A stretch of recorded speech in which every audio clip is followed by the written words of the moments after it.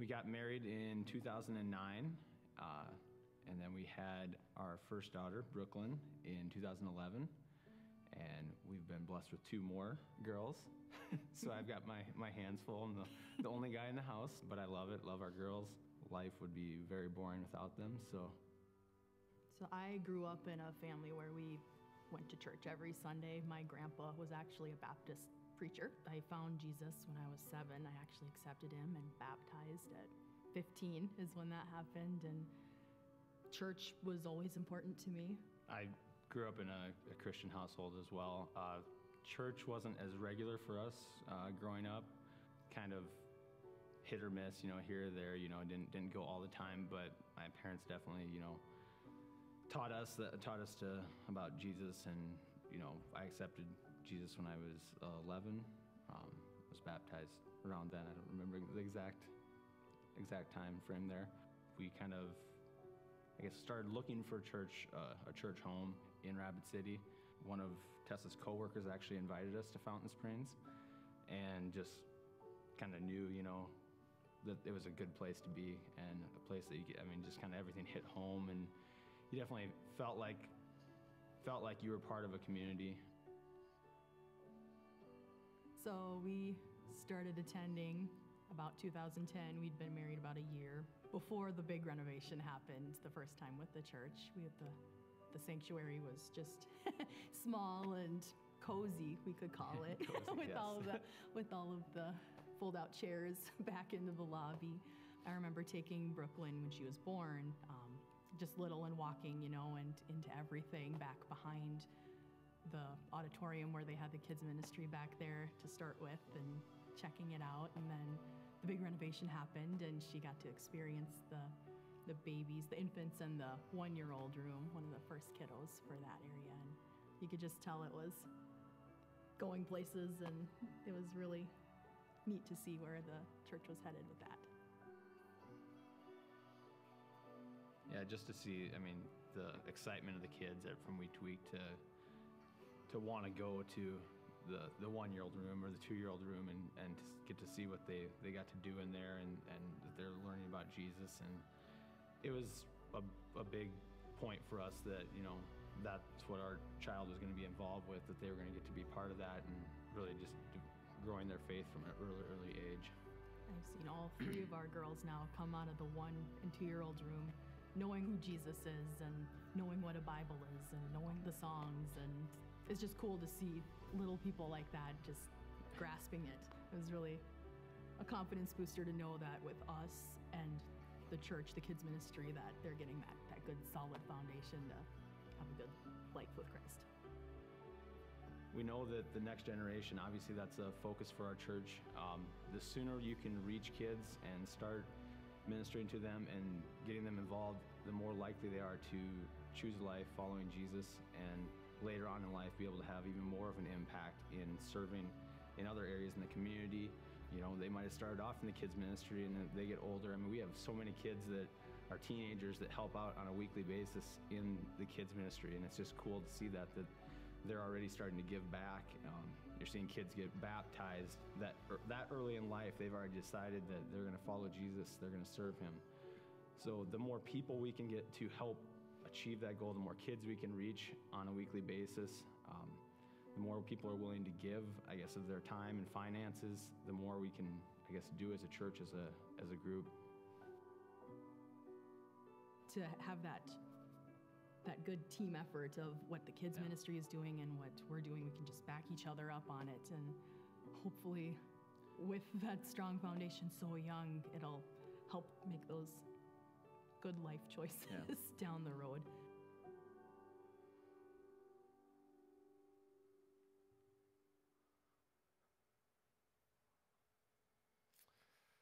I'm glad you're here. Before I get into a sermon perhaps that you're expecting, I want us to talk about what you just focused on. As a church, every Christmas now, we have an intentional time where you and we bring a present. Most of us are going to give presents or a present to someone this year. Well, as a church, we believe strongly that we should bring a present, we should bring a gift to God. And each year when we do this, we make sure that the financial gift that you and I, that we bring, makes a significant, specific difference. This year, there are some things that need to change regarding our community and our church regarding kids. You would agree, I agree, that kids matter. So you and I need to do something. We have this opportunity to do this. It's pretty cool. So I just wanted to give you details. Currently, right now, if over the next 4 weeks, because that's all we got is 4 weeks. It's a window. Yes, it ends 4 weeks. If you and I will give to this, we can resolve some things. One is at the west location. Our kids area needs some changes. Some of the equipment is outdated and on the verge of not functioning like it ought to, and it really needs changed, even from things like microphones and other things. And we've got to make that better because we want the kids to be able to hear and see as we present the news about Jesus to them. At the east location, a different problem is there. It's a good problem, but it's a problem. We don't have adequate space for all of the kids that are wanting to be a part of the kids' ministry. We need bigger rooms and even more rooms, and that costs money to do. And in fact, now we're in danger of having to cap some of where kids can't be a part of the kids' ministry because it's so full, and that's got to change. You agree with me. This is all stuff I know you agree. I just want you to know details. And another one, a very important one. In our community, there are many families taking care of kids in some very unique ways. The foster care system. There is an inadequacy, though, on some training and on some funding that you and I need to be a part of. Families don't have what they need. Trainings aren't happening as they ought to.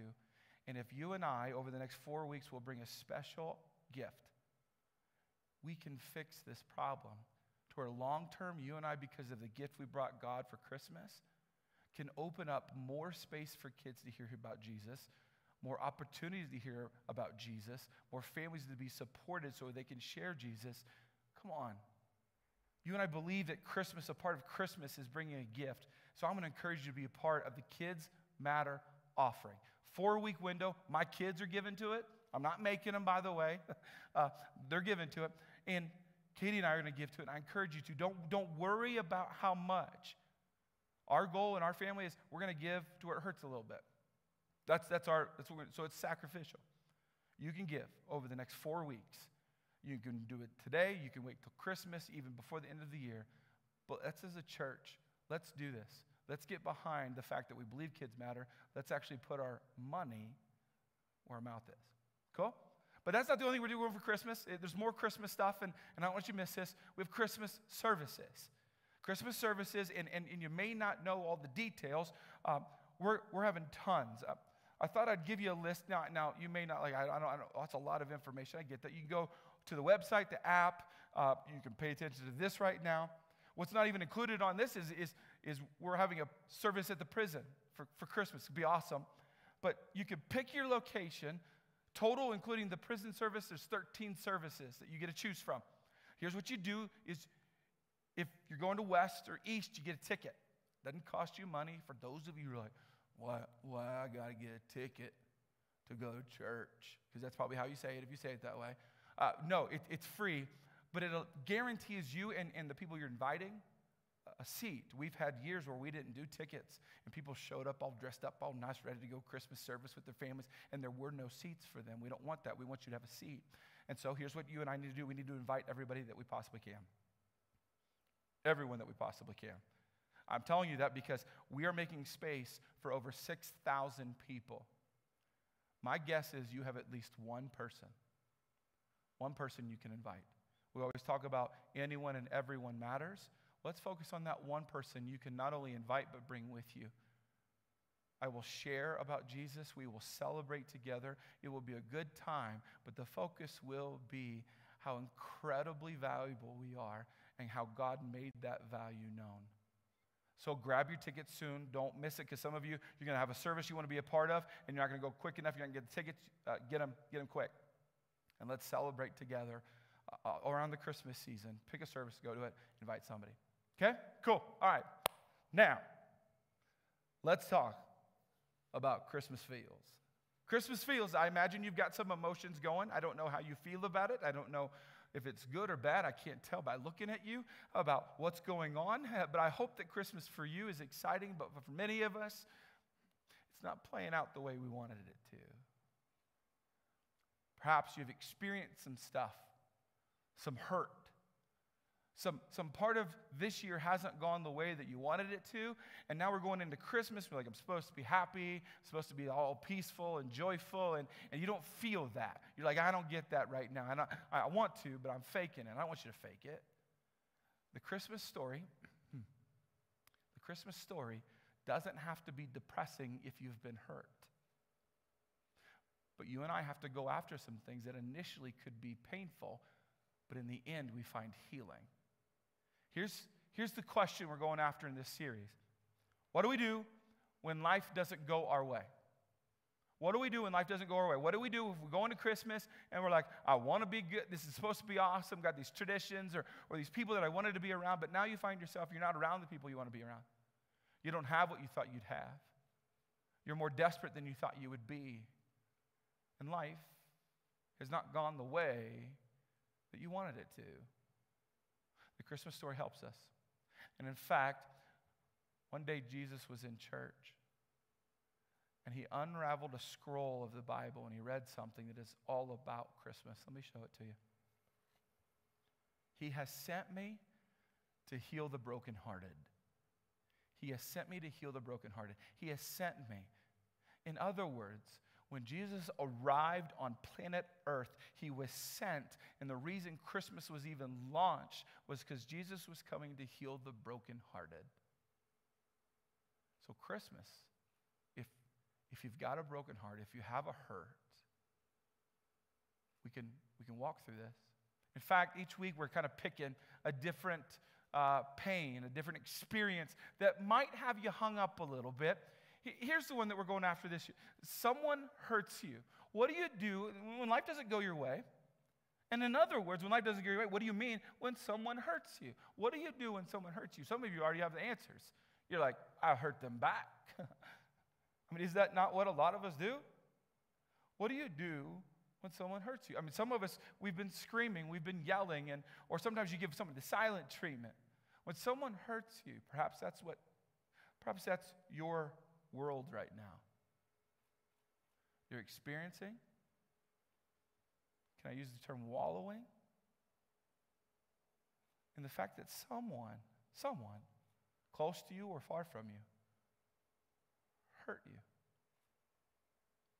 Now, I'm not saying that when you're hurt, that's always like the worst thing. All of us get hurt. And you know what happens when we get hurt? Typically, at some point after you've been hurt, typically you go and you land on angry. You find yourself going, you know what? They did this, and eventually it's beyond that hurt. It's beyond the tearful moments, and you get to the place where you're like, that person did this or this happened. I am angry at that person. That's what hurt does. Hurt typically leads us to a place of anger, and anger's not bad. Anger's not bad at all. In fact, there's examples of Jesus being angry. We all get angry, but many of us stay there. There's the problem. That's it. Many of us get angry. Most of us get angry. All of us get angry. But some of us got angry, and it happened even a while ago, and you have stayed there. And if you stay there, do you realize that you have a broken heart? Just realize that for a moment. You realize you have a broken heart. Huh. We all get angry, but many of us stay there. Do you know that the Christmas story has anger in it? Do you know that, like, the beautiful, the wonderful, the precious Christmas story has anger in it? In fact, the anger in the Christmas story is so toxic, so malicious, that the character that has the anger never makes it to our nativity scenes. That's how bad it got. So here's the story.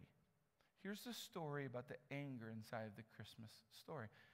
King Herod is told that there is a new king in town. Let me show you some of the parts in the Bible. Just when King Herod heard this, he was disturbed. Disturbed is a very polished word. He was very upset. And all Jerusalem with him, when he had called together all the people's chief priests and teachers of the law, he asked them where the Messiah was to be born, where this new king was to be born. King Herod, the king, guy in charge, he's upset that there's this new person, this new leader, this future leader coming. So he calls all these people around him, and he's like, all right, so you're telling me this news. In fact, they even had the Magi, the folks who did actually make your nativity scene. They're the ones who even gave him this information. They're like, hey, we've come to town, king, to worship the new king. And so he's like, what? So he gathers people around him, and he's saying, hey, what's the deal with this? What's going on? And it begins to stir things up.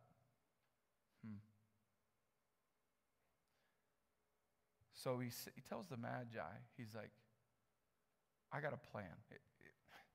Here's the plan. Herod called the Magi secretly and found out from them the exact time the star had appeared. See, he's like, I'm going to find this kid. He sent them to Bethlehem and said, go and search carefully for the child.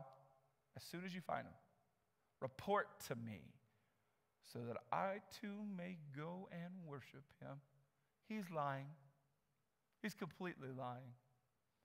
He's like, hey guys, you're looking for him? I hope you find him. In fact, let me give you a little bit of direction, just kind of give you a little bit of a map just about the area, and you guys can go search for him. As soon as you find him, come let me know, right?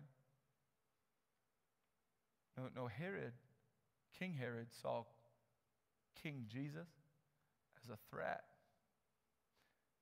And so he sends out who he thinks are basically spies, secret agents. The Magi are even told in a dream, hey, don't go back to King Herod. And so the Magi, if you're wondering, if you've never heard the story, they're like, do they go back and tell him where the baby is? I hope not. I hope that doesn't play out that way. Oh, no. No, they don't go back. They listen to a dream that God gave them, and they're like, we're not telling them anything. Well, then King Herod finds out. Now, you may not know much about King Herod. But maybe you've not heard of the details of King Herod. He really existed. In fact, right now, if you were to go over to Israel right now, you could still see buildings that King Herod had built. He is one of the best builders of all time. That's how good he was. In fact, they even call it a certain building era the Herod era, because he built so much and so well, and it's still standing. And he was known as a really good administrator. He was known as someone who could actually plan things out and get them done extremely well. The problem was this King Herod, who's like, hey, where's this new king? He was cruel. Very cruel. I can give you some just information. The emperor was noted, it was written in history, said it was safer to be Herod's pig than Herod's son. It was safer to be his pig than his son. Fast forward, I don't know if you know Herod, he took charge one day and he had the entire, basically Supreme Court murdered. Eventually, he murders almost his entire family. Yes, his sons, his wife, his mom has him murdered. He was not a good man. And now he has news. Some might even say dangerous news. That there is a threat to his throne as he perceives it. So when the Magi don't return, here's what happens. When Herod realized he had been outwitted by the Magi, he was furious, of course. I've already described to you how cruel of a person he was. And he gave orders to kill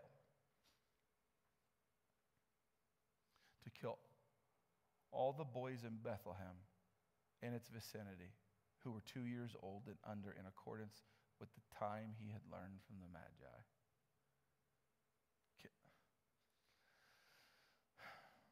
Can we just stay here and realize what King Herod's anger has led him to do. I know this is a Christmas story. I'm not trying to ruin the Christmas story. I'm actually trying to help you see the value in it is that there is a lesson about anger. And King Herod in the whole Christmas story is the angry one. He's cruel, and he is letting his anger fuel his actions. I don't think he knew what to do with his anger. I think when he got news first, he's like, you're telling me there's a new king of the Jews? It made him angry. I'm not hating on him for being angry at the moment. I mean, a lot of times we all feel a bit threatened in moments. I don't think he knew what to do with his anger. I don't think he grasped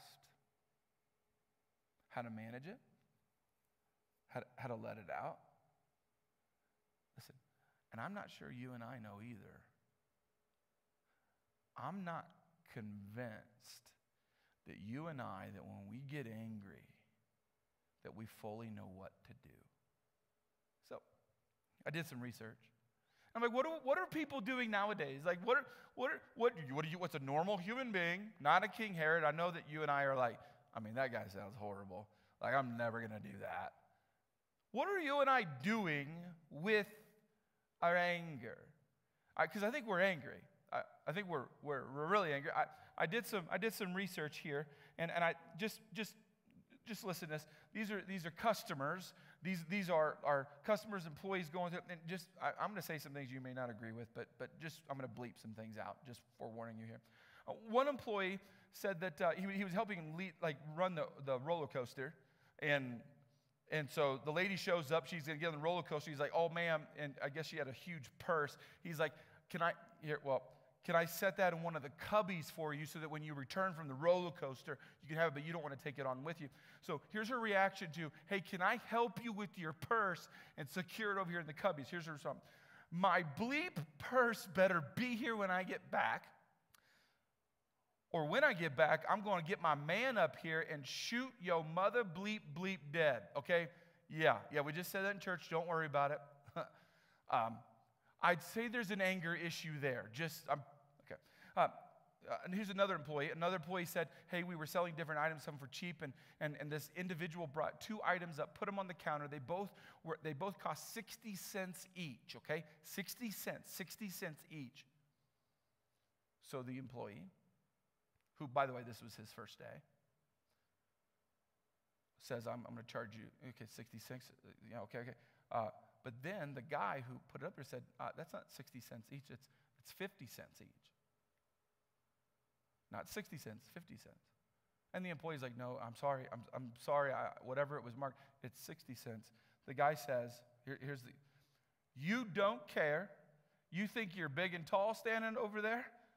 Well, I'll hop over there and beat your bleep. I'm a world karate champion. I'd kick your bleep in a second." Are you seeing a problem with we've got anger, and we don't know what to do? In fact, we so badly don't know what to do. Here's what I found on the internet, the wonderful world of the internet, which is awesome. It appears as though Canadians have a major issue with anger. It appears as though they don't know what to do when they're frustrated. So what they've devised is what's called a rage room. Literally a room that if you are so angry, you go to this place, you pay money, they put things up for you. In fact, here, I thought I would just show you. We didn't make this. This is just an advertisement for the rage room. Take a look.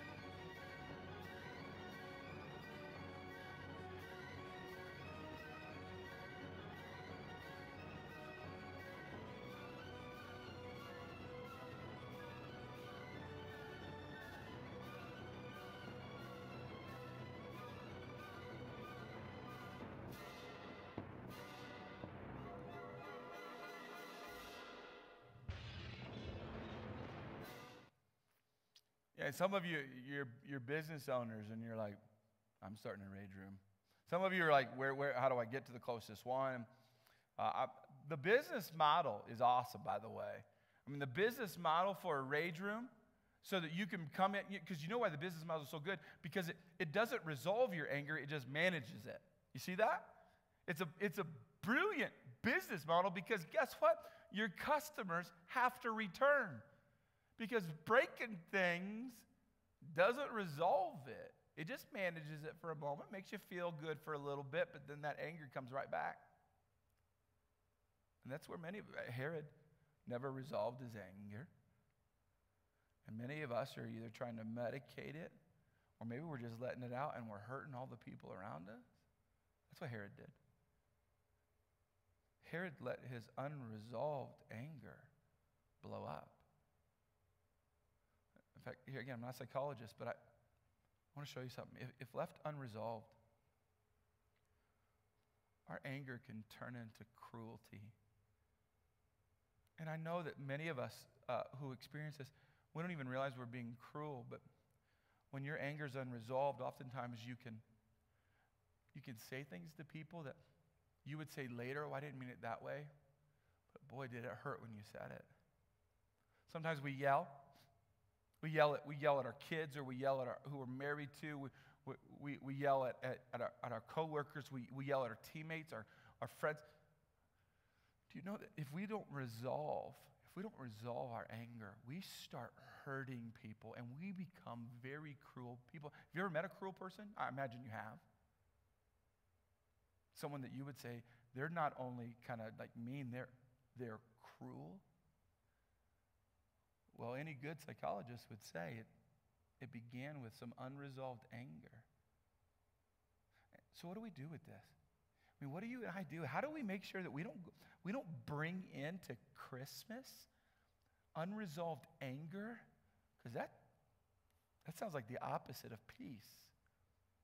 Well, there's a couple things I want to show you, a couple things that Jesus puts in front of us, and it will help us, like profoundly help us actually walk out to where you and I don't have to land and live in our anger. Let me show you. Here's the first part, what Jesus said.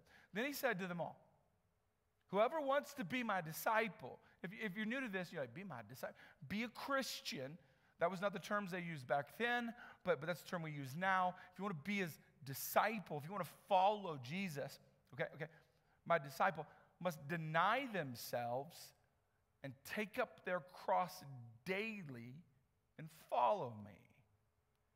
For whoever wants to save their life will lose it. But whoever loses their life for me will save it. What good is it for someone to gain the whole world and yet lose or forfeit their very self? I want to put a spin on this. What good is it for someone to gain the whole world? Typically, we're like, oh, gain riches and opportunity and privileges and all that we'd ever want.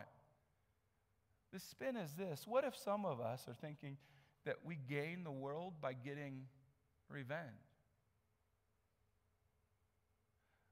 By being angry and staying there and hating another person? By getting back or projecting pain onto someone, that a part of the emotions we're wanting to feel, we think, are lashing back. How do we not be that kind of person? Jesus would say, take up your cross and follow him. Now, when he first said this, the people listening heard something different than what you may have just heard. Take up your cross. Well, here's how they would have heard it at first. Take up our cross. Well, here's what they knew. The cross, the only time you picked up a cross was to actually take it to where you were going to die yourself on that cross. So to pick up a cross was a death sentence. So he's like, hey, everybody, go pick up your cross. And they're like, They're like, that's intense. If you picked up your cross, that was the final thing you ever picked up. And it meant humiliation. It meant pain. It even meant death. The cross was a torture device. And Jesus is saying, hey, you want to follow me? You need to pick up your cross. There's a one-way street, picking up a cross. One-way street. But what Jesus is saying, what Jesus is going after, if you want to follow me, you want to follow me, you want to follow me, then you must follow me. Don't follow yourself. Follow me. You must be focused on me. Let me sum this up. Here. You can't be self-centered, self-focused, dwelling on all of your pain and what's happened to you and how unfair life has been and who's done you wrong and how others have what you don't have and it's not fair. You can't be self-centered. You can't be self-centered and Jesus-centered at the same time. You can't spend all of your time just dwelling on who hurt you and what they did and how they deserve revenge or retribution, how it's just, they're bad, this isn't fair. That's self-centered if you stay there a long time. You can't be so focused on you and at the same time going, but I am all about Jesus. I have picked up my cross and I am following him. No. Have you picked up your cross? You may not even exactly know what that means, and I want to describe that. I want you and I to fully understand. When Jesus said, pick up your cross. Last week, I showed you something Jesus said. I just want to bring it up. Just if you missed last week, you should go watch this. God blesses those who mourn, for they will be comforted. Jesus was he's preaching. He says this. Well, if you keep reading, just a couple seconds later, he says this. Blessed are the merciful, for they will be shown mercy. Merciful. That's picking up your cross. That's denying yourself.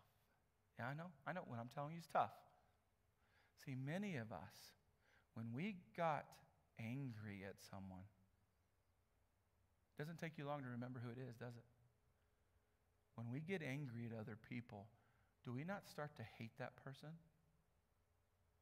Can we be that honest with it? Oftentimes, as soon as we have someone hurt us, we take that anger of that and then we begin to hate that person.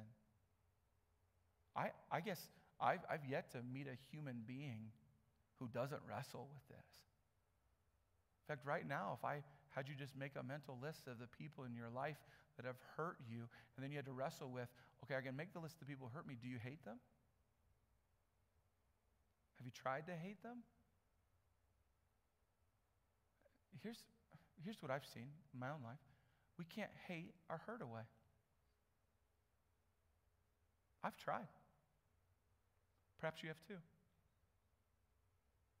Where you were hurt, and that hurt made you angry. And then as a reaction to that anger, you hated that person or that group or that thing, that business, that whatever. And what I have learned and what Jesus is trying to teach us about blessed are the merciful, for they get mercy. I think he's saying we can't hate our hurt away. He's saying you can hate someone. I mean, you can try it. It's not going to heal you. It's not going to bring that healing that you want. Remember Jesus said he came to heal the brokenhearted? And a part of okay, so listen to Jesus' words. If you're going to heal the brokenhearted, then we got to accept that hating another person, hating on people, doesn't fix it. Mercy does. Picking up our cross of mercy does. I think mercy gets confused. I think mercy, we say grace and mercy all in the same thing, and we're like, yeah, it's all just niceness, right? It's all forgiveness. It's all, and I'm not sure we have clarity on mercy. So I did study it, and I made my own definition. I think it fits. Here's a good working definition of mercy. Refusing to punish when you have the right to punish. That's mercy. Refusing to punish. My guess is I just touched a nerve. Because if you've been thinking about the person or the people or whatever hurt you and you're angry about it, and I just told you that you need to apply mercy, pick up the cross of mercy, and that means that you're not going to punish that person,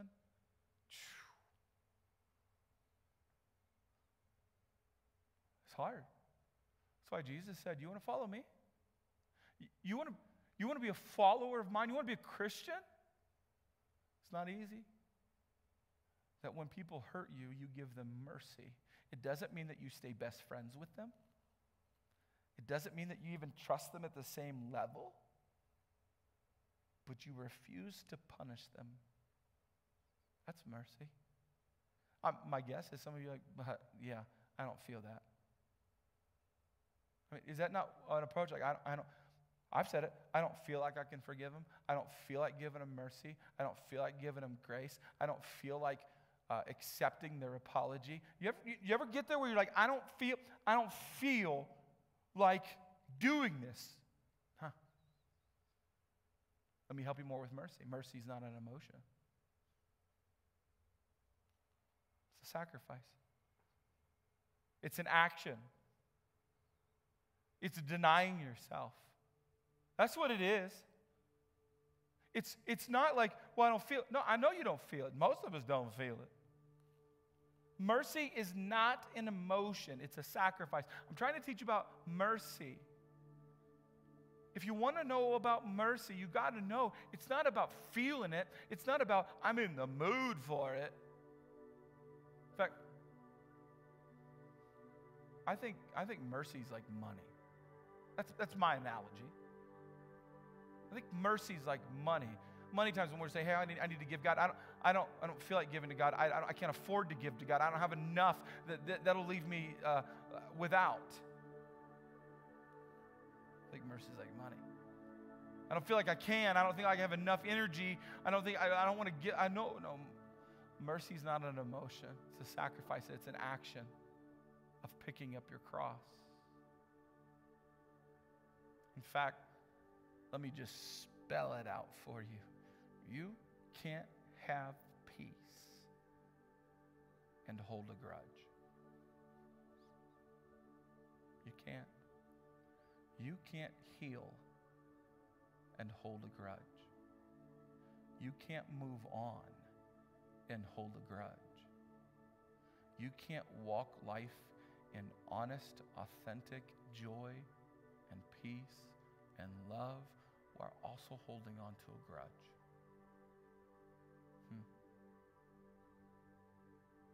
Are you angry? It's okay if you are. Are you hurt? Are you in danger of eventually, if not already, becoming a cruel person? If that's you, you know Christmas is awesome.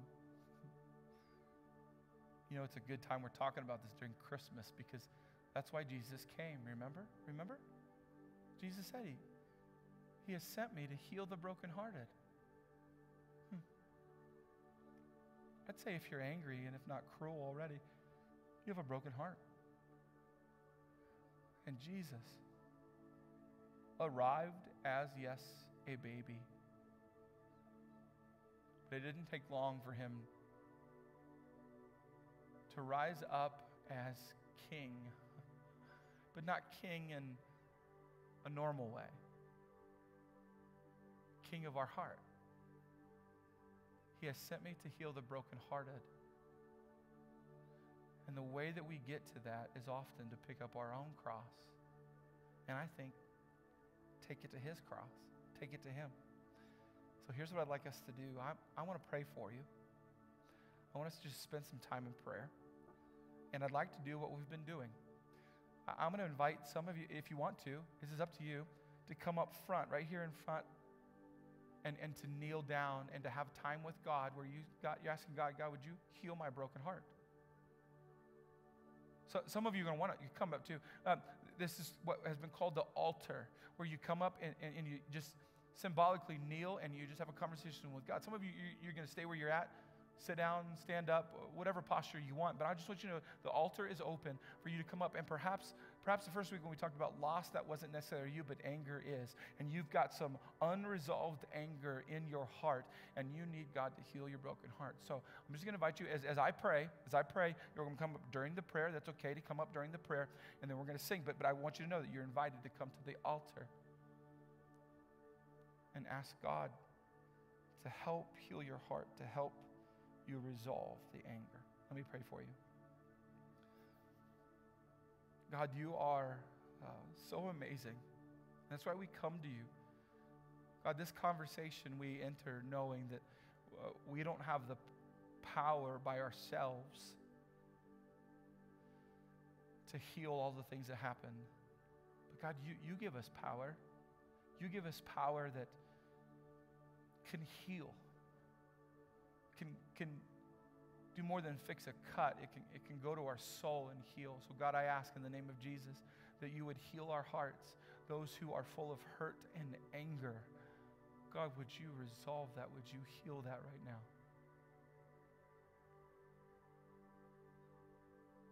God, would you help pry the grudges out of our hands? Would you help us? Would you intervene? God, we give you glory for what you're doing in our hearts right now, what you'll do in our hearts this week, even leading into Christmas. God, I pray that you would continue to do miracles in people's lives. We honor you. We praise you. Thank you, God. I pray this in the name of Jesus. Amen.